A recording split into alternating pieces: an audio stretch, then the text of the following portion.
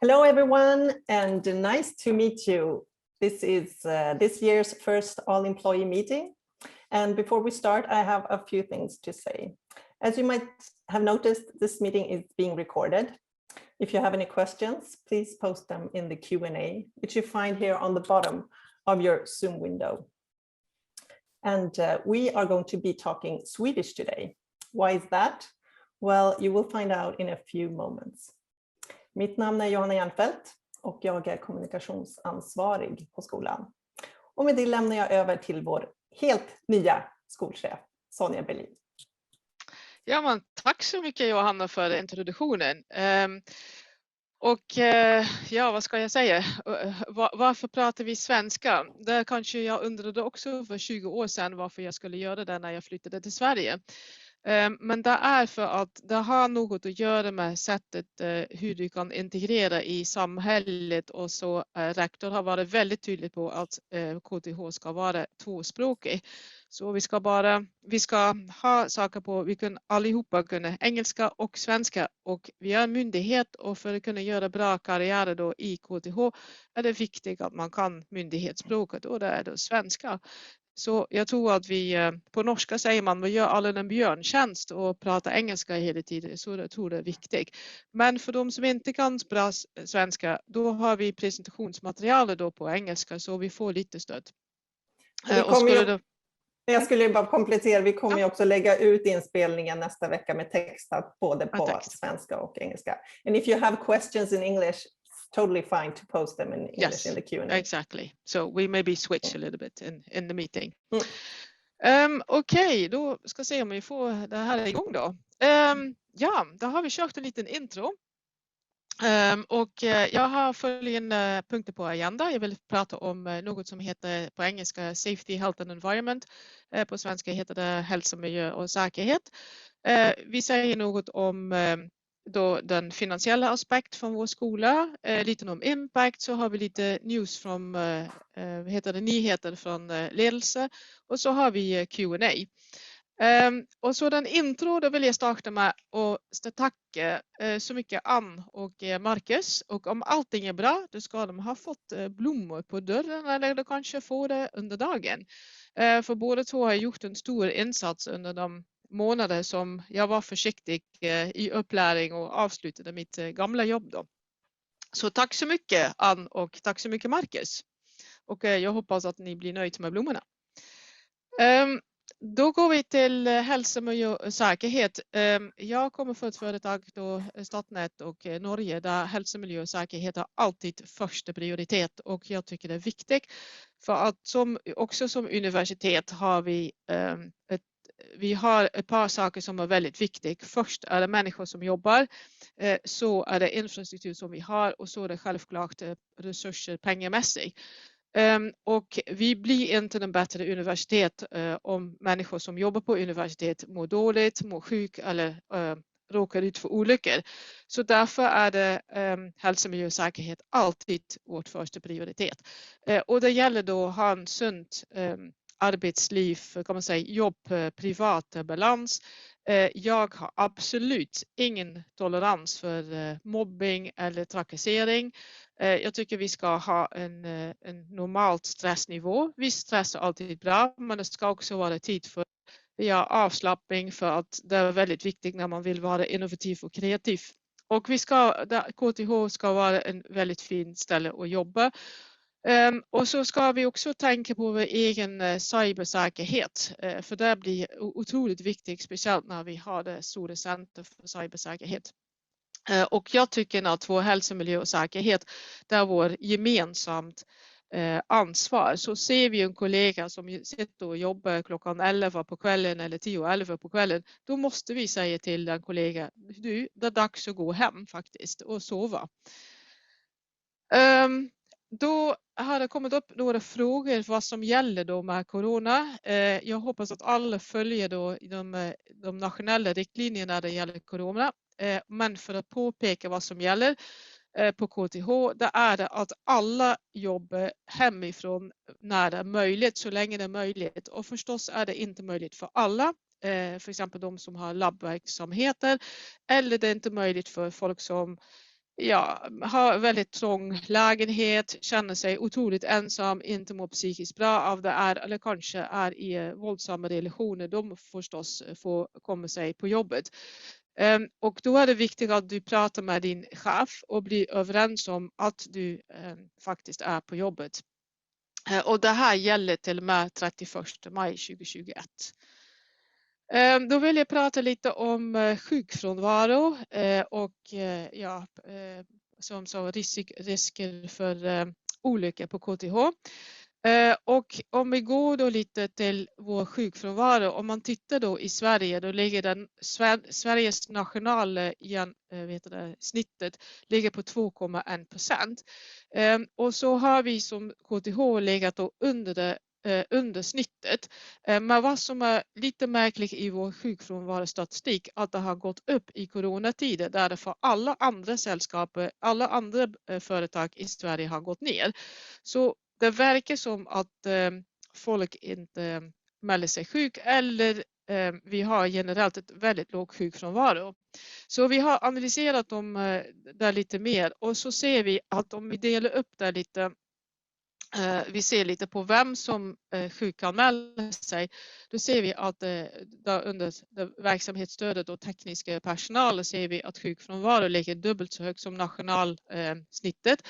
Och här behöver vi se närmare på, behöver undersöka hur det kommer att vi ligger här dubbelt så högt. Vi ser att frånvaro under lärare är högre än snittet, så där behöver vi också kolla på. Men vad som jag tycker personligen är lite märkligt att forskare inte är sjuk alls. Det har jag lite svårt att tro på, så jag tror att vi måste kolla lite vad som är orsaken bland det här. Inte att jag vill att folk blir sjukare, men jag vill att när vi är sjuk att vi anmäler att vi är sjuk. För det ger oss också en indikation på, det ger oss lite förvarningar för att om en person sjukskriver sig en gång i veckan eller en gång varje annan vecka, då är det kanske för då chefen en liten tecken på att det är någonting på gång och så kanske man behöver ta en extra samtal med den personen. Också man kan tänka sig varför jag tycker HMS är viktig. Vi kan se att under 2020 har vi faktiskt en person som har skadat sig på jobbet och det är förstås inte okej. Vi har haft några nästan olyckor, 6 stycken. Och det kan vara en situation att det har hänt något, men som tur var blev det ingen som är skadat, men det kunde ha blivit. Och så har vi en risk, det kan vi säga att det är en farlig situation, men det var nu inte någon risk för att det skadade någon sig, men stor risk i alla fall. Jag vill komma tillbaka lite till arbetstider. Påminner er att vi då för er som jobbar är det 40 timmars vecka som gäller. Våra normala arbetstider är mellan 8 och halv 5. Och självklart har vi en viss flexibilitet på morgonen och på eftermiddag och vi har flexibilitet när vi kan ta lunch. Och där var tanken att vi ska ta en morgonfika och en eftermiddagsfika. Det är väldigt viktigt i Sverige, det fika. Då av förekommande anledning vill jag påpeka att för alla, om du har nu förtroendetid eller om du inte har det, är det så att din teambalans eller din teamlista, du måste kolla det varje månad. Och den måste skickas in då till närmaste chefen. Och det är viktigt att antal flextimmar, då måste du hålla mellan minus 10 och plus 50. Och vi måste kunna ta ut flexitid också, men det är inte tanken att du håller på att spara en pott. Och då förekommer anledning, då vill jag att alla anställda som har då en flexbalans som är högre än 50 timmar, jag vill att de tar kontakt med sin närmaste chef omedelbart, för vi får inte det. Lite då om cybersäkerhet. Varför tar jag upp det här? Det är otroligt viktigt. Också Säpo har indikerat på att det är vissa miljöer som blir mer utsatt för främmande makt än andra. Och där då universitet och forskningsinstitut, men också för exempel kritisk infrastruktur. Och vi är en universitet, så vi ligger med på den här listan. Och då har vi då en IT-avdelning som håller på att kolla på det där. Och så jag har frågat om vad är KTHs största risker för IT-säkerhet. Och där har de sagt att tyvärr är det då på både på datorer och server som själv administreras av egen anställda som inte administreras då av centralt. Där ligger vår största risk då. Det är viktigt att du tar kontakt med IT-support eller 6600 om du misstänker att det är något fel med din dator eller du förstår att det blir hackat. Så nästa som jag tar upp, det här med e-post. Jag har märkt också att det är otroligt mycket e-poster på KTH. Jag har aldrig varit med om så pass mycket e-poster om dagen, men det är någon annan sak som jag väl kommer jobba med lite. Men det finns förstås väldigt många möjligheter att tränga sig in i systemet. Det finns då viruser i vår e-post. Det finns möjligheter för phishing, så kallade Nigeria-brev och också då spoofing. Och då kan man sitta och tänka, ja, men det är väl inte så farligt. Men för exempel på Statnet där jag jobbade, där gjorde vi en phishing-simulering. Och då var det över 25% av anställda som utan vidare tanke gav ut sitt lösenord och sitt användarnamn via en sån väldigt enkelt phishing-försök som man kunde se på långt avstånd att det inte var okej. Så IT-säkerhet är inte bara då teknologi, men det är minst lika mycket kultur. Så jag vill att vi allihopa tänker över det här. Att vi jobbar på en myndighet, vi jobbar med forskning, den är intressant för främmande makter. Så tänk över vår egen IT-säkerhet, och det är bättre att tänka en gång för mycket än en gång för lite när det gäller att klicka på länkar i e-poster. Då lite tips. Då, som jag säger, check noggrant vem som har skickat e-poster till dig. Och en annan viktig sak är att inte använda samma lösenord för KTH e-poster och för KTH-konto som du har då på andra ställen. Så det lösenord som du har på KTH, det ska du inte bruka någon annanstans. Och om du skulle få en phishing e-post, då skickar den där gärna till IT-support så kan de samla på det. Och då lite då om statistik. Där är det för exempel mellan då 10 februari och 13 mars i år.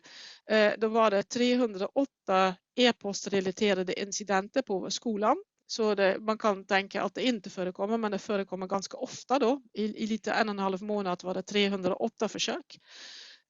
Och så ser du här lite statistik på hur många e-poster vi får in. Och så vi får in ungefär mellan 300 000 och 400 000 e-poster om dagen på vår skola. Där ungefär då, så kan man säga, hälften fastnar i spamfintel. Och jag vill påminna att det är inte bara påverkar vår trafik in till skolan, men det är också inte bra för miljö, för att vi vet att e-poster har faktiskt kan ha en ganska hög karbonfotavtryck, så det här är något att tänka över. Där jag inte har med på foilen, men som påminner att vi får en extern miljörevision. Jag tror att det är om en vecka eller 2 veckor, så då har vi också miljö på agenda. Då går vi lite till finansier. Det kanske inte så många som vet, men vår skola är den största skolan på KTH. Vi har ungefär 1,2 miljarder i intäkter. Det är sån där cirka, nu avrundar jag lite, men cirka 50% är externa medel och 50% är interna för myndighetsmedel. Så om vi ser då på KTH då, vår skolan levererar då ungefär 21% av KTHs intäkter. Så vi är ganska stora faktiskt när det gäller. Och det betyder också för mig och för många andra ett ganska stort ansvar. 1,2 miljarder i intäkter. Det är inte något att leka med, så det måste vi ha koll på. Lite då om jag kommer väl ha någon tillbaka om kvalitets- och ledningssystem och då om impact, så det är bara för att veta alla att vi har 2 impact-ansvariga. Det är Robert och det är Wouter. Och så har ni lust till mer information eller vill veta mer om det, ta gärna kontakt med dem hur vi kan som KTH förbättra vår impact. Och så har vi tillsammans jobbat med en liten figur som jag kanske kan förklara. Det är då att vi som på vår skolan, vi har resurser, vi har infrastruktur, vi har pengar in och så gör vi något och med det där skapar vi något som jag kallar här för output. Och vår output är publikationer, det är duktiga medarbetare, det är prototyper, det kan vara patenter, det kan vara rapporter. Men output det är inte detsamma som impact. Så impact det sker när det händer något med våra resultat, att de faktiskt har tagit i bruk, att det blir en ny produkt eller det blir påverkar ekonomi eller påverkar folkhälsa så att det har något positiv effekt och blir till en innovation. Och varför är det viktigt? För att om vi inte kan visa vad vår output har för värde för de som har faktiskt investerat i det där, då kommer den här strömmen med pengar till vår universitet kommer att minska. Så det är väldigt viktigt att vi kommunicerar inte bara om output och inte bara räkna hur många papers vi har skrivit, men att vi är minst lika duktiga och förstå vad som faktiskt har skapats med de där fina forskningsresultaten som vi har gjort. Då lite om ändring i ledelse. Som ni har förstått var Jens Sander då skolchef fram till 31 december. Ann Lantz har då utmärkt ledat vår skolan från januari till april och så kommer jag ta över från i måndags då och det är väldigt spännande. Kristina Sander håller på att avsluta hennes arbetsanställning och då är det Rosmarie Kjellqvist Sundström som kommer ta över i en period som är då tillfällig administrationschef. Och så vill jag lyfta fram Elina Bjurbäck som blir då lite tydligare vår ledningsstöd. Då annan nyheter från centralt är att då det kommer en vad heter det nu? Lite sån här granskningar och genomsyn, heter det så? Ja. Och det första är att man kommer att göra då se på verksamhetsstödet, det centrala verksamhetsstödet och tanken är att man skapar då en effektiv central verksamhetsstöd som då stödjer då våra lärare och våra forskare då på ett väldigt bra sätt, men samtidigt då uppfyller alla myndighetskraven som vi har på sig. Det påverkar oss inte så mycket än, så därför tar jag det här upp på det här nivå. Men viktigt att veta för alla det är att jag sitter i någon steering committee och då Rosmarie kommer sitta i någon prioriteringskommitté. Och tanken är väl att skapa lite små förbättringar i början, men också se över hur vi kan då effektivisera och eventuellt reducera kostnader. Kanske på sikt, för att kanske i början måste vi investera i IT-system och då kanske kommer kostnader gå upp en liten stund för att sedan gå ner. Det kommer också en genomlysning av strategiskt partnerskap. Jag har inte så väldigt mycket information om det än, men den kanske kommer och den om centrala verksamhetsstöd, där ligger information ut på internet som för de som vill veta. Men för oss på vår skolan som får jobba på verksamhetsstöd, ni kan andas ut, för det är inte tanke att vi ska reducera personal. Ni behöver inte vara oroligt för det. Då har jag fått en antal frågor och jag har mött rektor också med vad som vi ska fokusera på det första halvår. Och först av alla vill jag lära känna skolan väldigt bra. Så som sagt kommer jag besöka alla divisioner, men också då divisioner där gäller också verksamhetsstödet. Och i alla fall de flesta chefer, de ska ha fått en e-post från Elina med ett förslag på ett antal tider som man kan boka. Jag har förstått att verksamhetsstöd inte har fått det än, men det är på gång. Så om du inte har fått en e-post av Elina eller missat den e-posten, då ta gärna kontakt med Elina så bokar vi in en tid.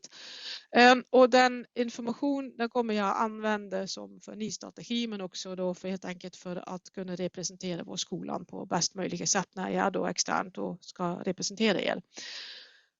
Vi håller på med ett årshjul och därför att skapa lite arbetsro i organisationen. Det ska inte vara en överraskning varje år 24 december att vi behöver leverera vår årsbokslut. Där behöver vi veta och kunna planera. Jag skulle jobba med uppdaterad metastruktur som jag kommer att presentera alldeles strax. Jag kommer ha fokus då på hälsa, miljö och säkerhet. Så jag tror att jag kommer att följa upp det och vi håller på att kolla på om vi ska göra en medarbetarundersökning. Vi har inte beslutat det ännu, men som sagt vi håller på att tänka lite på det. Och så de andra 2 kärnområden, det är då något som heter Strategic Business Intelligence och det inkluderar det strategiskt partnerskap. Hur kan vi få vår skola och låta vår skola växa eller bli ännu bättre? Och den andra är då digitalisering och jag har väl de flesta som har jobbat med mig kanske de senaste veckorna har väl hört och säga att jag känner att jag gick lite back to the 90s när jag började på KTH och det var för mig väldigt konstigt när jag började då på en skola som har så mycket som computer science i namnet att jag känner att våra IT-system är hopplöst föräldrat. Så jag kommer nu att försöka jobba med det där. Då lite om mötesstruktur. Jag tycker det är viktigt att vi har mötesstruktur som är transparent, som är inkluderande, som är bättre för jämställdhet och mångfald. Och jag tycker det är viktigt att vi har större fokus på vår kärnverksamhet. Jag tycker också det är viktigt att information går snabbt både upp och ner. Så upp och ner och ner och upp. Jag tycker det är viktigt att vår verksamhet är närmare kärnverksamheter och jag tycker att vi behöver ha mer tid för strategiska diskussioner. Så vi har beslutat en ny mötesstruktur. Så det är väldigt svårt att se, man kanske kan se det när vi skickar ut materialet. Vi kommer ha döpa om då skolchefsgruppen till skolledning för det finns nämligen 2 skolgrupper och det var för mig väldigt förvirrande. Och på skolledningen då kommer vi diskutera frågor då som HMS, HR, JML, kvalitet, ledningssystem, ekonomi, service, infrastruktur, kommunikation. Vi förbereder då agenda för ledningsrådet, information för rektor om det finns och rapportering både för forskning, utbildning, samverkan men också för vår stora forskningssatsningen. Och på ledningsrådet då som vi håller förelöpigt då på tisdagar men som är tanken att det ska flyttas på onsdagar. Då informerar vi snabbt lite om alla de där punkter något som är viktigt men speciellt då information för rektor eller från andra strategiska forum som vi har varit i.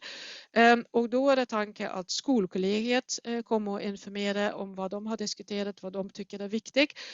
Och så är det tanken att vi ska ha då informationssaker, diskussionssaker och beslutningssaker. De ska vara väl förberett så de ska vara skriftligt på en 4-5 sidor och de ska komma in då torsdagen innan vi har möte och gärna innan klockan 12. Och varför ska vi göra det? Jo, det är det så för att då kan nämligen på institutionsledningsgrupper, då kan man diskutera med alla avdelningschefer, studentrepresentanter och doktorander. Studentrepresentanter kan man sitta och diskutera och förbereda saker och så kan prefekten kan ta med input för alla avdelningschefer in till ledningsrådet. Så med det här får vi både information snabbt ner och vi får förankring då och input då från avdelningen då upp till ledningsrådet. Och då är det tanken också så att verksamhetsstödet ska komma väldigt mycket närmare då institutioner och vi har frågat Rosmarie och se lite om hur vi gör det, om det blir en person som kommer in till institutionsledningsgrupper eller om det blir kanske ett litet team som kommer och hjälper då institution och ser till att service är bra. Och för vi har tagit bort något, då lägger vi till något också så det blir bland annat att jag kommer ha en all employee meeting. Jag tycker inte att prefekter behöver sitta som budbärare av information som kommer från toppen. Och jag tycker det också är viktigt att jag möter avdelningschefer och har tid för det där. Så vi kommer ha ett internat då 4 gånger per år en halv dag. Och med det har vi reducerat antal mötetimmar och både då sett till att det blir mer transparent och mer inkluderande.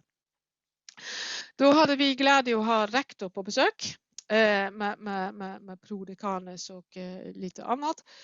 Och det var ett väldigt trevligt. Det var för mig första besök och hela skolan var för mig lite ny. Så jag behövde lite hjälp att höra vad vi gör för fantastiska saker. Så jag hade frågat alla institutioner och verksamhetsstöd om de kunde ge 2 bra nyheter.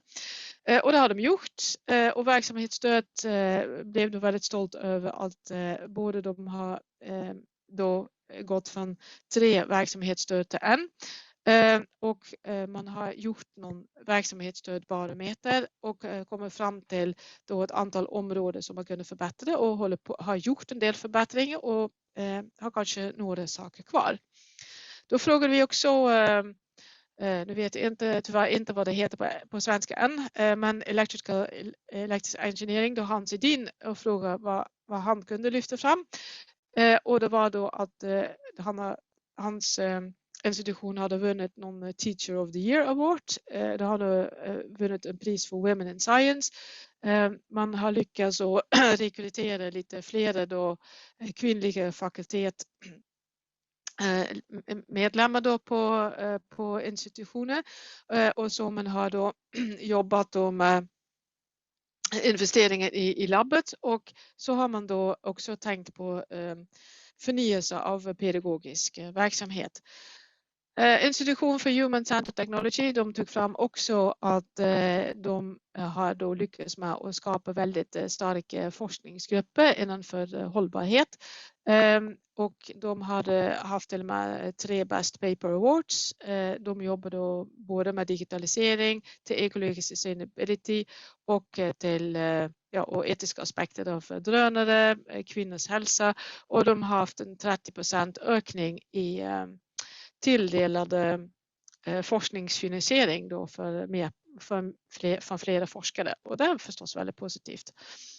Och det leds av Henrik Achtman.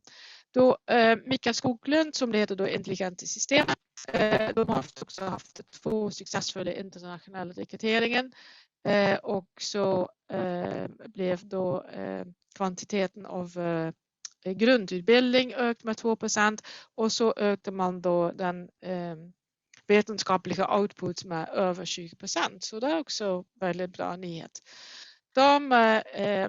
Thomas Sjöland som leder då Computer Science, han vill lyfta fram då den Best Paper Award från Rodotea och den Best Paper Award från Jan van den Brandt. Och så har man också haft andra Best Papers. Så det är också väldigt bra resultat. Och så har vi också bett då doktorander och lyfta fram vad de tyckte var så bra, och då lyfte de fram att de hade haft något seminar om stress. Och det har de upplevt som otroligt positivt, och det vill de gärna göra igen. Och då är det väl tid för Q&A, tänker jag. Det tycker jag låter bra. Jag delar, så var det väl. Vi har fått in faktiskt en hel del frågor. Bland annat lite angående sjukfrånvaro. Och de tänker jag att vi kommer att vidarebefordra till HR och återkomma om. Men jag tänkte vi skulle börja med en fråga här från Gert Svensson på PDC. Han skriver så här. Effektiv administration behöver effektiva IT-system.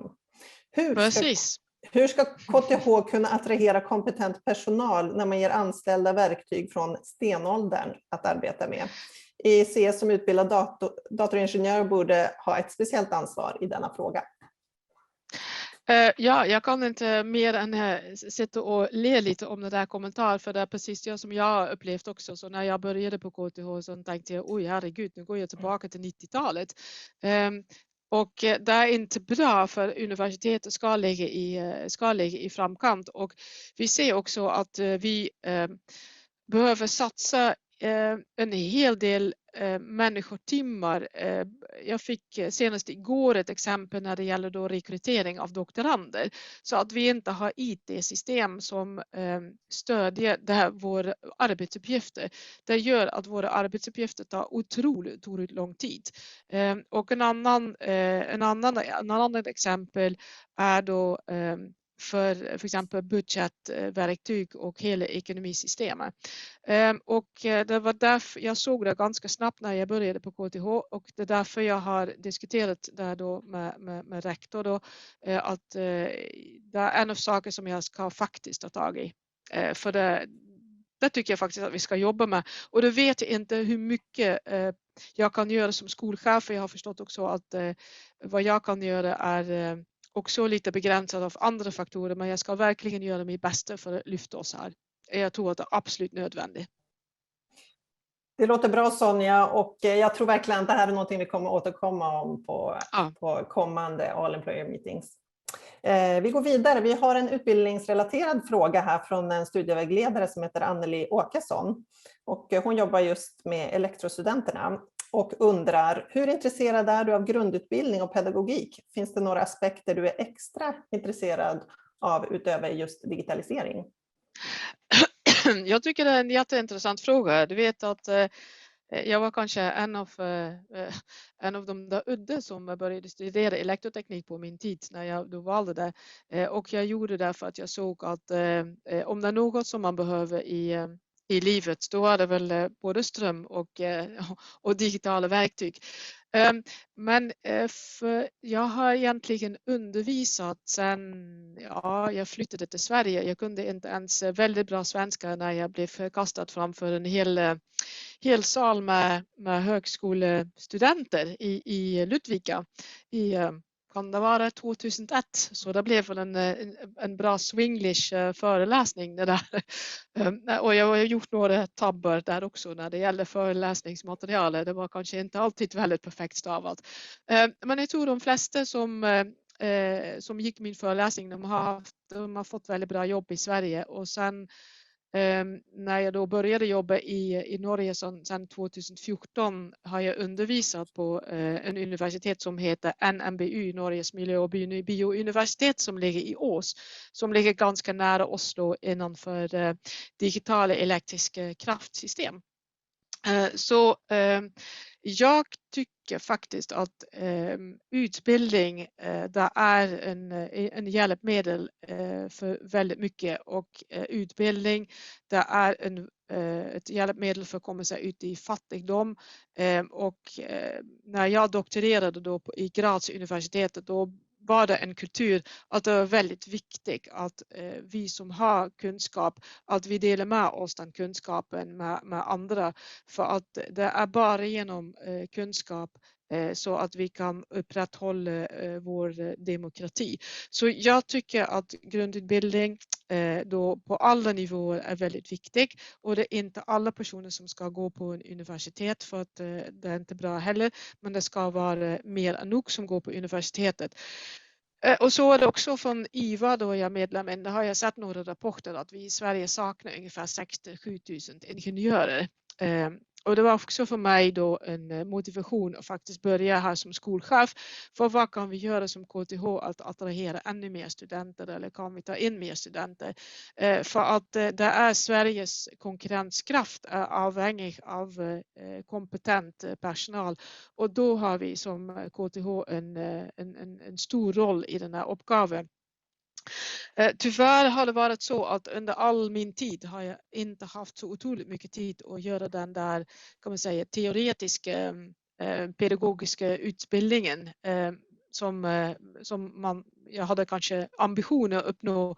Men jag tycker det är väldigt intressant att lära sig om hur andra människor lär sig. Det är något som man har stor glädje av i alla möjliga sammanhang, och inte bara när man undervisar. Så jag hoppas att det var nog med svar på den frågan. Tack Sonja. Då går vi över till någon som du kanske är lite mer bekant med. Det är nämligen en fråga här från Jens Sander som är tredelad. Den lyder så här: What do you think are the main strengths of our school? What do you think are the main challenges? And what do you think you need to you need to be addressed first? Så jag tänker att det kanske 2 saker som jag var lite inne på som jag tycker är vår skolan är väldigt bra på, och där vi har otroligt kompetent och engagerad personal. Och det har bland annat visat sig under pandemi. Många av våra forskare, de är internationellt kända, och jag är väldigt stolt över att vår skolan faktiskt ligger väldigt bra till då i rankingen och i rykte. Så jag tror att bra resurser, både människor och infrastruktur, och vi har känt då. Och vad var del 2 i frågan? Det var utmaningar eller? Ja, Challenges. det var challenges och vad som behövs adresseras först. Ja, det var det som adresserades kanske först. Det var väl lite vad jag ville inne på, att få fokus tillbaka på kärnverksamheter, det vill säga grundutbildning, forskarutbildning och forskning. Och sen den andra är, som jag nämnt tidigare, det är digitalisering och kanske modernisera lite kommunikationsmöjligheter som vi har på skolan. Ja. Yes. Vi tar en fråga som du har tangerat lite i din presentation, men den lyder så här, det är från en doktorand tror jag. PhD students have not had the luxury of working from home throughout the last whole year. Do you have any plans to improve the working conditions, since most of the responsible managers work from home and are not fully aware of the ground reality and situation in their department divisions? Jag vet inte om vi ska svara den på engelska eller svenska, men det kanske... English går bra. Vi pratade på försöka svara på engelska här då. But I think the question is a little bit strange, because also the corona rules from KTH, they apply to everyone, all the employed at KTH, so including PhD students. And if you are not working from home, you should be in contact with your closest manager. So it should not be possible that your closest manager is not aware that you're working at KTH. This should actually not be the case.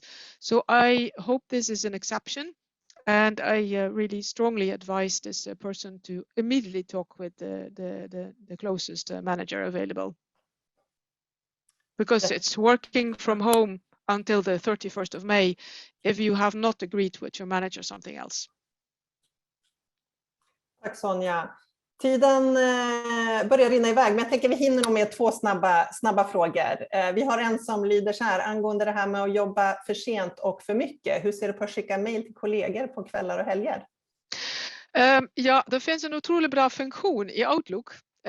Där du, för jag är också en person som ibland jag tycker det var skönt att kunna jobba lite i lugn och ro på kvällen. Men jag vill inte störa mina kollegor med mina e-poster bara för att jag väljer att jobba på kvällen. Och då finns det en funktion i Outlook, så om du skickar en mail, då kan du nämligen gå in på Files och Properties, och då kan du välja att en mail inte levereras först dagen efter, för exempel klockan 8 på morgonen. Så du kan mer än gärna skicka en e-post sent på kvällen, men då väljer då att den inte levereras då först klockan 8 på morgonen dagen efter.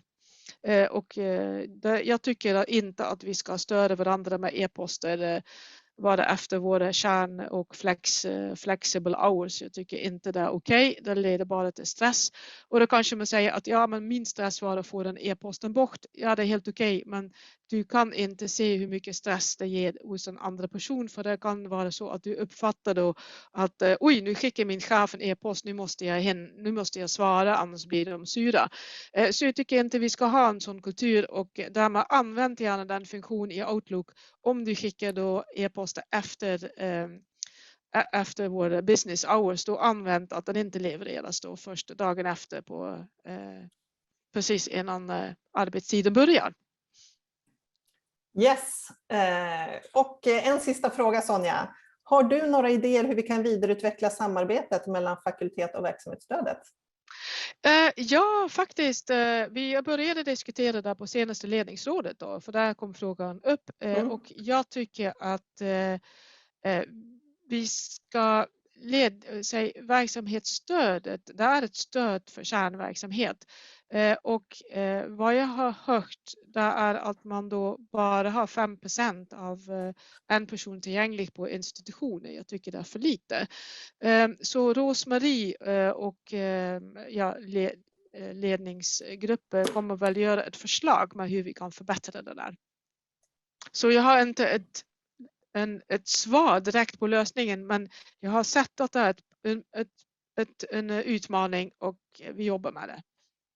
Och jag hoppas att vi snabbt kan komma. Men en sak som vi redan diskuterar som kommer upp till nästa ledningsåret, det är HR-stöd i rekryteringsprocessen av doktorander. Och där kommer vi med ett förslag då nästa ledningsåret. Det låter bra. Och med det tror jag vi får avsluta våran Q&A, och alla ni som har skickat in frågor som vi inte har hunnit med, känn ingen oro, vi kommer att besvara dem inom kort. Och så får jag tacka allihopa och så ses vi om en månad igen. Precis, nästa möte i maj, och har ni frågor under tiden så kommer vi hålla det här formuläret öppet som vi kommer posta i Peaks, så där kan ni fortsätta skicka in frågor. Vad bra. Det var allt för idag. Tack allihopa. Hej då!